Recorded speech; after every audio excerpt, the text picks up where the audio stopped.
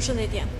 Atëre, pash zotin Noka, i cili fizikisht u thoshte komisionerët vetë të ndërpresin procesin e numrimit. Pra procesin numrimit për votat e ardhura nga Greqia ka ndaluar?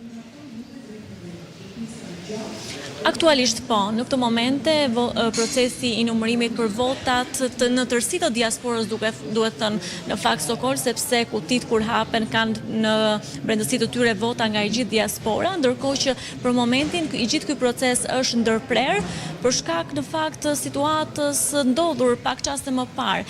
Duhet thënë fakt që për herë të dytë gjatë ditës së sotme zoti Noka krijoi sërish një situatë konfliktuale, ai mbërriti në parkun olimpik dhe me njerë sa po mbërriti filloi duke krijuar situata, por edhe duke u drejtuar me tone të larta qoftë përfaqësuesve të Komisionit të Qendror të Zgjedhjeve, por më së shumti edhe përfaqësuesve të Partisë Socialiste, po ashtu edhe të komisionerëve të kësaj force politike, duke u drejtuar me fjalët që të mos prekin votat e Greqisë, ndërsa komisionerëve të tij, pra të Partisë Demokratike, u thonte që të mos lejojnë që asnjë nga votat e Greqisë të mos, po themi të mos numërohet.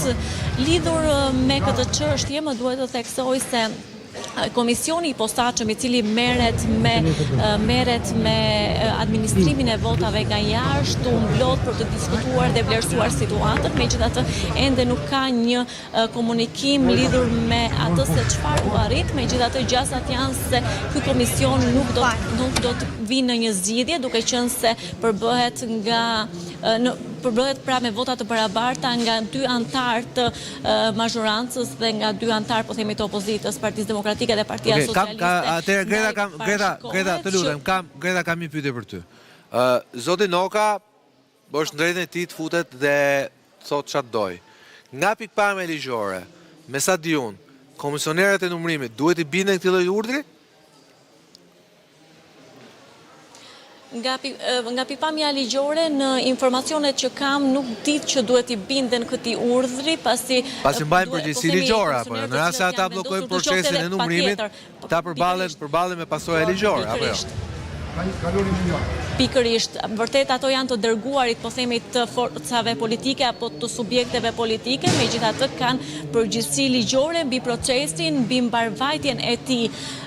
Dhe patjetër, sikundërse ju e thatë, vërtet zoti Noka erdhi me qëllim të qartë, po themi, për t'i porositur ato, por edhe për të ngritur tonet ndaj palës kundërshtare, patjetër që komisionerët përballen me përgjegjësinë ligjore në rast, po themi, të zhbllokimit të procesit. Megjithatë, i vetmi që mund ta zhbllokoj këtë proces, të paktën në këtë momente, është Komisioni Qendror i Zgjedhjeve dhe do duhet një vendim i kryekomisionerit Ilirian Celibashi lidhur me këtë proces. Pra Celibashi, kam një pyetje për ty, Greta, pasi e pash zotin Celibashi që ishte në një, po i fliste gazetarëve, kishte marrë dhe atë zonjën që për gjuhën me shenja. Për çfarë foli Celibashi pak më herët? Në fakt, në ato momente sa po poniste konferenca e zotit Celibashi, por po themi shkak për këtë konferencë u bë pikërisht situata e krijuar dhe thirrja e gazetarëve aty për të marrë pjesë, po themi, në konferencën e zotit Celibashi ishte pikërisht për të dhënë edhe një opinion apo edhe një sqarim, shpjegim lidhur me atë se çfarë pritet të ndodhë me votën e diasporës. Dhe çfarë tha Celibashi?